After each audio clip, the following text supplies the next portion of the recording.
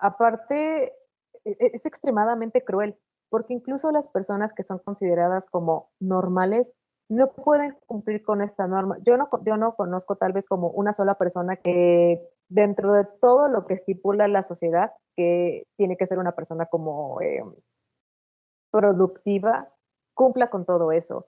Entonces, es muy injusto ir con esta misma medida con personas que tienen otras necesidades y decir, híjole, como no cumples con esto, pues no te doy el trabajo, pues no puedes ir a la escuela, pues empiezan a excluirlas a tal punto que dejan de tener visibilidad. Como mencionabas, no basta solamente cometerlas a publicidades o decir, esta institución es o este centro incluso, por ejemplo, eh, como alumno empiezas a tener una enfermedad y es como, ay no, qué flojera tener como que estar como al pendiente de este, no sé, tiene cáncer, ¿no? O que tiene como una enfermedad. Mejor que se salga, porque la verdad qué flojera yo como docente o como coordinador o como institución estar al pendiente de esta persona, no, pues entonces es como el lugar yo de adaptar los materiales y todo lo que yo quiero enseñar correcto a partir de para que la persona no solamente aprenda, sino que también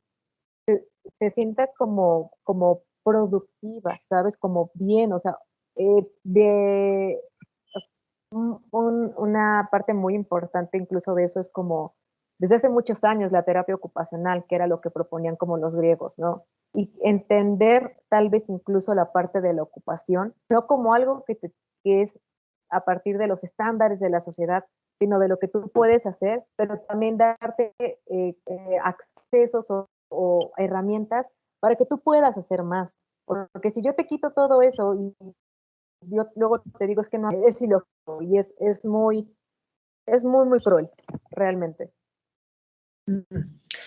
Incluso en el capítulo pasado hablábamos un poco de eso, de cómo ahora se te exige bastante tú mismo explotarte hasta cierto punto. Y justamente decía el invitado que teníamos en esa ocasión, Davián, que bueno, al final, si tu empresa que tú pones, si todo ese emprendimiento que tú estás haciendo, porque ahora se te pide emprender, ser un empresario autónomo, todo eso, vienen estas tendencias que ahora llamamos como depresión, ¿no? Y que por alguna razón pues las siguen usando como enfermedades, eh, pero bueno, son al final asuntos que se resuelven dentro de la estructura social, como ahorita tú lo vas comentando. Si tú no puedes producir, si tú no eres capaz de dar ciertos números, de dar ciertos objetos, lo que sea que pensemos al producir, ¿para qué te voy a hacer un espacio? Si incluso ni siquiera eres un consumidor de todo eso, me parece, tendríamos que decirlo así. Eh, Sí, ¿Qué tanto realmente, incluso los productos, lo que se hace para la sociedad, estas personas pueden tener un acceso a ello, ¿no? sí, Entonces, si pudiéramos ir un poco cerrando la conversación de hoy, ¿crees claro. entonces que algún modelo clínico ya haya intentado hacer algo al respecto? ¿Crees que ya existe como algún modelo clínico donde ya su método lo hayan tratado de orientar en este sentido, o es algo en lo que todavía estamos como un poco atrasados? ¿Tú qué piensas? Terapéuticos han puesto como su apoyo.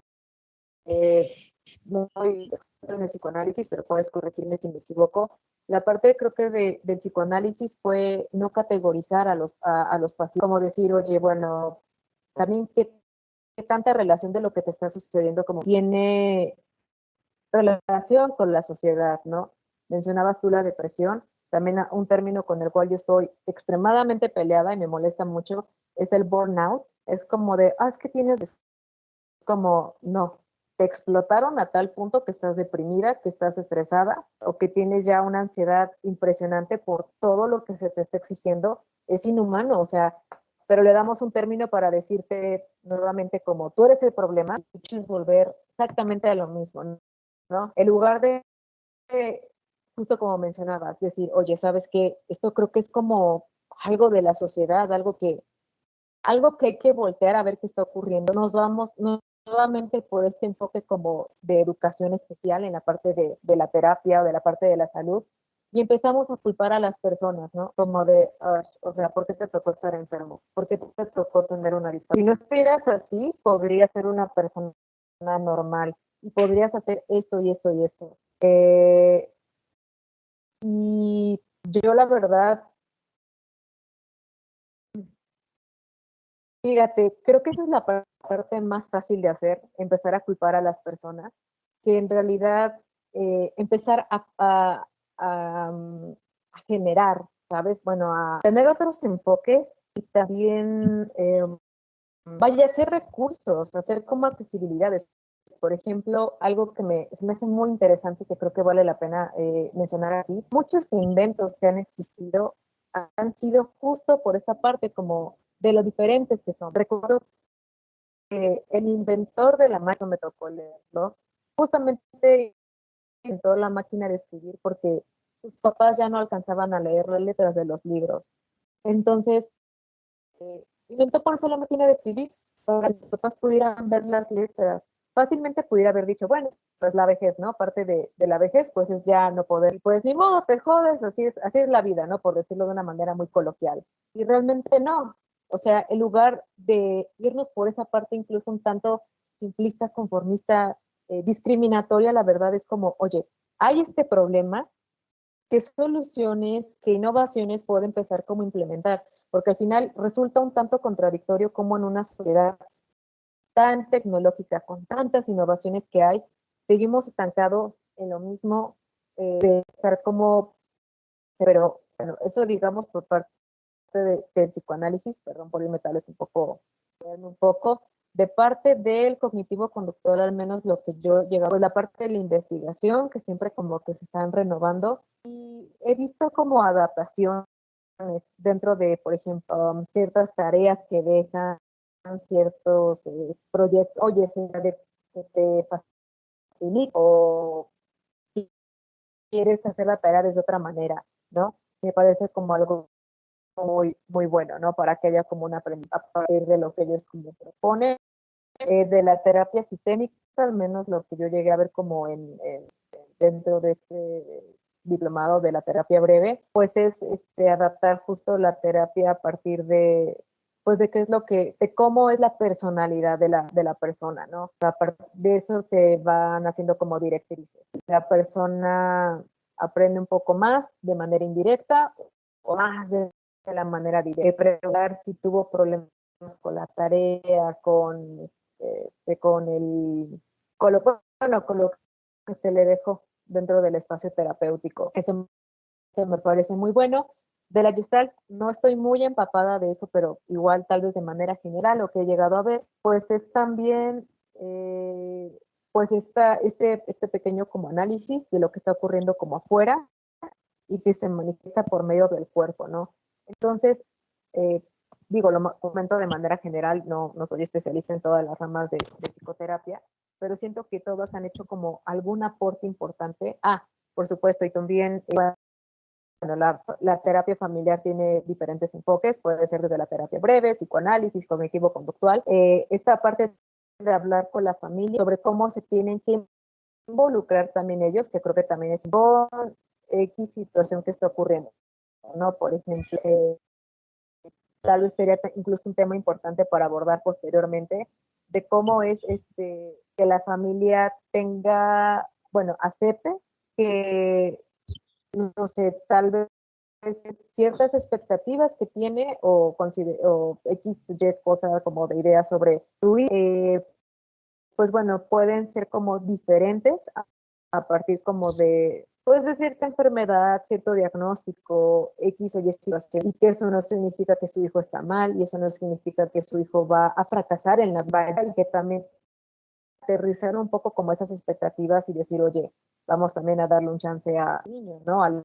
la niña, o sea, pues sea niño, porque de repente esta parte que mencionábamos, no cumples con mis expectativas, tanto como sociedad como familia, ¿no? Ya no quiero a mi hijo, qué horror, mi hijo es un fracaso, entonces esto también siento que ha incursionado mucho la terapia familiar desde diferentes enfoques, ¿no? Trabajar con la familia a partir de pues de las expectativas que tienen, de incluso desde cierto diagnóstico, ¿no? Cómo los impacta. Y siento que esas aportaciones al final, pues han servido mucho, mucho, mucho para las personas, para que se sientan como también más entendidos. Y pues, vaya, es como la aportación que podría dar en este momento sobre cómo también la psicoterapia, cómo también diferentes referentes, terapeutas, analistas, han contribuido a esta parte de la inclusión eh, y que al final, pues, también eso se siente, ¿no? Con los pacientes, con la sociedad en general, realmente, cómo se Ok. refleja. Entonces, creo que si podemos ir resumiendo un poco, por lo menos en la parte clínica, me parece que es interesante que a diferencia de lo que decíamos hace un momento con la educación, que en la educativa se abre una escuela particular para sordos y gente especializada. Aquí en la terapia Sí, es otra cosa. Aquí me parece que sí es, no te estoy diciendo vamos a crear un enfoque terapéutico especializado para sordos, no. Aquí, ¿cómo le hago no, para que mi técnica, ya sea el psicoanálisis, ya sea la gestalt, cognitivo-conductual, esa técnica particular que cada uno tenemos, puede incluir a ese tipo de población? Y creo que es una diferencia muy interesante, me parece bastante importante resaltarla, y no porque no se haya trabajado ya en la educación en ese tema, me parece que ya a estas alturas se está trabajando bastante en ese sentido que lo decíamos, eh, pero bueno, tampoco olvidar que también venimos de cierta historia en la parte clínica, ¿no? Cierta historia donde, bueno, sí, decíamos la parte psiquiátrica, por ejemplo, eh, simplemente el tipo de terapias que antes había de conversión, por ejemplo, ¿no? Podemos sí. decir ese ejemplo, ¿no? Me parece que venimos de cierta historia, pero quizás ya las condiciones culturales cada vez van abriendo un poco más el espacio para que este tipo de problemas se puedan no solamente visualizar, ¿no? Como lo decíamos, sino que también se puedan ejecutar en algún tipo de resolución. Entonces, me parece que ha sido una charla bastante importante, algo muy interesante que se tiene que poner en la mesa. Y antes de cerrar, me gustaría saber si quisieras concluir de alguna manera, si quisieras transmitir alguna idea sobre todo esto que fuimos charlando. Adelante. Digo, se entiende que trabajamos con todo tipo de población, entonces también me ha tocado ver cómo terapeutas adaptan, por ejemplo, tal vez las sesiones a partir, por ejemplo, una persona que tiene cáncer, por ejemplo, ¿no? Y está tomando su quimioterapia, puede que tenga sesión con su analista, con su terapeuta, pero no se siente en óptimas condiciones, es decir, ok, vale, vamos haciendo tal vez como las sesiones un poco como más, de decirlo, como separadas o dando como más espacio, ¿no? Tú me dices cómo te sientes, o sea, vamos a continuar con tu proceso terapéutico y también no como señalar, como decir, ok, no pudiste venir porque te sientes muy mal por la quimioterapia, significa que no te comprometes con tu proceso terapéutico, que estás fracasando. Simplemente vamos a adaptar la terapia para lo que tú necesitas. Y creo que yo lo que cerraría tal vez sería con esto primero que hablábamos como de la inclusión forzada. Um, parte de uno de los objetivos de la inclusión, no parte de que todos somos iguales. Eso es algo como completamente errado. Luego he visto como también muchos comentarios, es que cómo vamos a hablar de inclusión si no todos somos iguales. En esa parte, específicamente con el término de igualdad, la inclusión tanto en salud, en educación, no se trata de creer que todos somos iguales cuando hablamos de igualdad de la inclusión. Se trata de que todos, por ejemplo, para llegar aquí, hay personas que necesitan otros tipos de accesos, otro tipo de ajustes, de recursos. O sea, hay personas que tal vez necesiten más, personas que necesiten menos, pero la igualdad es al final que esa persona necesita, correcto, no sé, apoyos económicos, herramientas X o Y cosa para poder alcanzar o para poder acceder no sé, servicios de salud, para poder estar en la parte como educativa, ¿no? Entendiendo que el problema no es la persona, no es el paciente o o el estudiante, son la falta de recursos, y creo que es en la parte que como entes de salud tenemos que voltear a ver, o sea,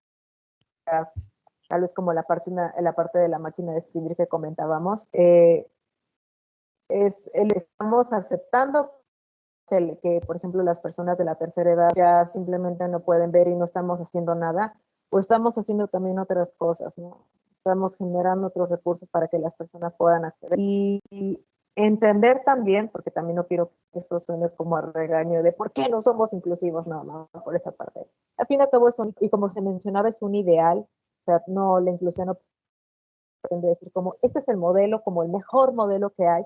Realmente algo que me gusta del enfoque es que siempre se está todo el tiempo como tener una mirada como autocrítica, como de, ok, ¿qué tanto estamos avanzando? ¿Qué tanto está funcionando? ¿Y qué tanto hace falta como regresar nuestros pasos para ajustar o para proponer otro tipo de me gusta mucho como esta parte como autocrítica que tiene y siempre como muy propositiva. Entonces, al final, entender que la inclusión no es solamente que algo que nos compete como entes de salud, sino como sociedad. Y que también, vaya, es importante, sé que esto tal vez no sé si vaya como por acá, pero es que también se involucren evidentemente la parte de las instituciones, de la política, y hago mucho hincapié en esa parte porque, pues vaya, son personas que tienen muchos recursos económicos, que a veces uno como un particular, como una persona que tal vez está poniendo su consultorio o clínica, no tiene, y que dichos apoyos funcionarían más para que al final, porque eso creo que es algo que también vale la pena recalcar, pues es valer los derechos humanos, porque al fin y al cabo estos son derechos. A veces creo que se entiende el decir, le voy a dar un acceso educativo o una parte de salud a una persona, mucho como le estoy haciendo un favor. Realmente no es un favor, se está haciendo valer su derecho. Todos, independientemente de lo que tengamos, tenemos derecho a una educación y a una salud de calidad, gratuita y diversa, ¿no? A partir de nuestras necesidades. Entonces, sí, que se entienda la inclusión como un ideal que hay que perseguir, y que sea un ideal no es algo malo. Al final, los ideales es lo que nos hace cambiar.